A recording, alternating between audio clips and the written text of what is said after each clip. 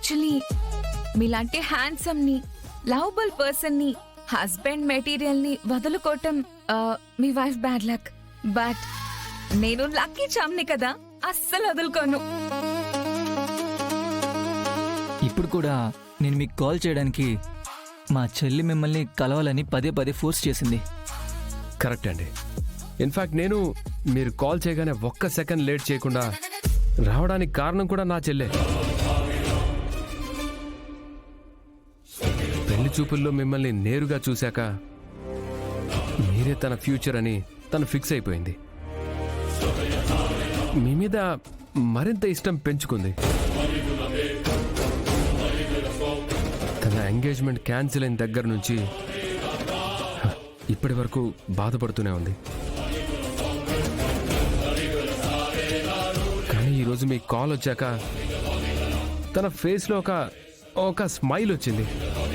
And ఈసారి ఆ smile పోగొట్టాలని అనుకోవట్లేదు. తన కోసం నేను ఏం చేయడానికైనా రెడీగా ఉన్నాను, అది ప్రాణమైనా సరే.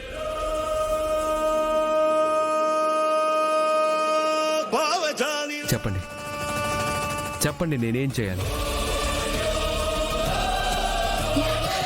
Solution is very simple Gagan. అన్నయ్య చెప్పింది ఫాలో అవ్వండి, మన పెళ్ళైపోతుంది.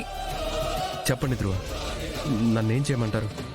ఏం లేదు గగన్, మీరు మీ వైఫ్ ఐ మీన్ ఎక్స్ వైఫ్కి లీగల్గా డైవర్స్ ఇవ్వాలి. లీగల్గా డైవర్స్ ఇవ్వాలి. లీగల్గా డైవర్స్ ఇవ్వాలి. లీగల్గా డైవర్స్ ఇవ్వాలి.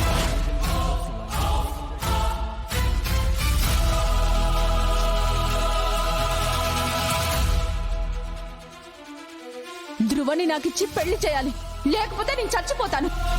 యాక్చువల్లీ మిస్టర్ ధ్రువ, తనతో ఇప్పుడు నేను ఉండట్లేదు. We don't live together. అది మీకు మాకు తెలిస్తే యూజ్ లేదు కదా. రేపు డైవర్స్ పేపర్స్ మన దగ్గర ఉన్నాయనుకోండి, ఫ్యూచర్లో న్యూసెన్స్ జరిగే ఛాన్స్ ఉండదు. క్లీన్ పాస్ట్ ఉంటేనే క్లియర్ ఫ్యూచర్ ఉంటుంది. నేను కొంచెం బలంగా నమ్ముతాను. Yeah, I can understand. మీ ఎక్స్ వైఫ్తో డైవర్స్ తీసుకోవడానికి మీకేం ప్రాబ్లం లేదు కదా?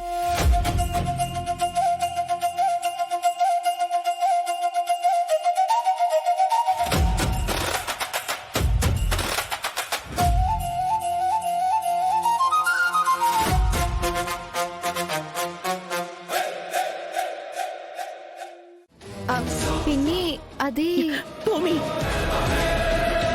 మీ నాన్న నువ్వు ఆ గగన్ గండి చూడొద్దు అని చెప్పి లక్ష్మణ్ రేఖ గీసినా కూడా నువ్వు ఆ గీతని దాటి వెళ్ళి మళ్ళీ వాడిని కలుస్తున్నావు అన్నమాట. ఆ రోజు వాడేం చేశాడు? నిన్ను మెడ పట్టుకుని బయటికి గెంటేశాడు కదా. నేను రాకపోతే నడి రోడ్డు మీద ఉండాల్సొచ్చేది నువ్వు.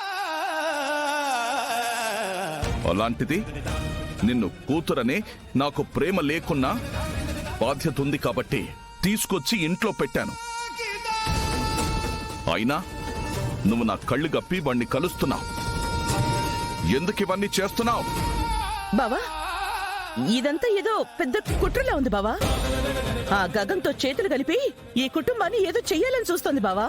అపూర్వ గారు, ఏం మాట్లాడుతున్నారు? భూమి కుట్ర చేసే ఉద్దేశం ఉంటే ఆ రోజు మీరు ఆస్తి రాసిస్తానంటే తనెందుకు తీసుకోలేదు?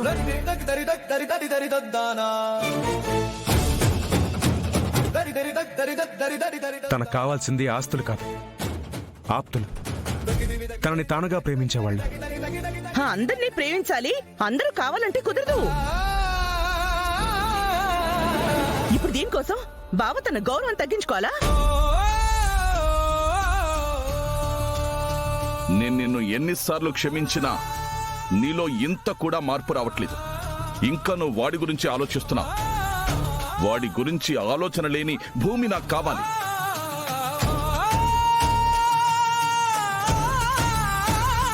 అదిక జరగదని నాకు అర్థమైపోయింది. నువ్వు ఈ ఇంట్లో ఒక్క క్షణం కూడా ఉండడానికి వీల్లేదు.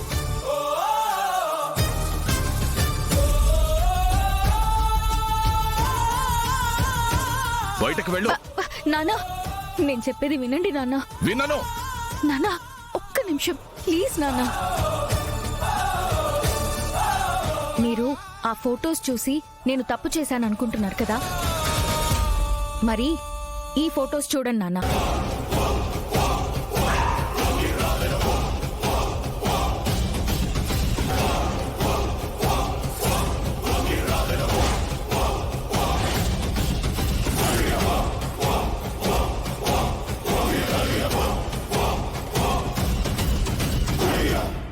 అబద్ధం, నేను అసలు గగన్ని కలవలేదు.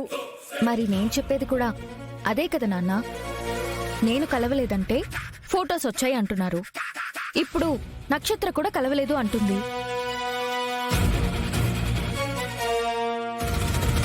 అయినా ఫొటోస్ వచ్చాయి. ఈ ఫొటోస్ ని పట్టుకుని మీరెలా నమ్ముతారు నాన్న?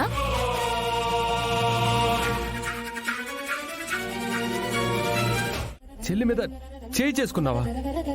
తను ఎంత బాధలో ఉందో తెలుసు కదా నీకు. అదేం మాట్లాడుతుందో నువ్వు విన్నావారా? బాధలో ఉన్నప్పుడు ఒక్కొక్కసారి నోరు జారుతుంది. మనమే అర్థం చేసుకోవాలమ్మా. పురి, ఎందుకమ్మా ఏడుస్తున్నావు? నీకోసం ఏమైనా చేయడానికి అన్నయ్య ఉన్నాడు కదా. అమ్మ మాటలు వింటుంటే భయం వేస్తుంది అన్నయ్య. ఏ సంబంధం కూడా పోతుందేమో అనిపిస్తుంది. నేను మాటిచ్చాను కదా, నీ పెళ్లి ధృవాతోనే జరుగుతుంది. టెన్షన్ పడకు. నిశ్చయ తాంబూలాల కోసం వాళ్ళ ఇంటికి వస్తారు కదా, అప్పుడే నీకు ధృవతో నాకు తారతో పెళ్లిళ్ళు నిశ్చయం చేసుకున్నా. గగన్, అదంటే చిన్న పిల్లరా. తెలియక ఏదైనా తప్పుగా మాట్లాడితే ఇది తప్పు ఇది ఒప్పు అని చెప్పాల్సింది పోయి భూమికి విడాకులు ఇస్తానంటావా? అనాల్సి వచ్చిందమ్మా, అనాల్సి వచ్చింది.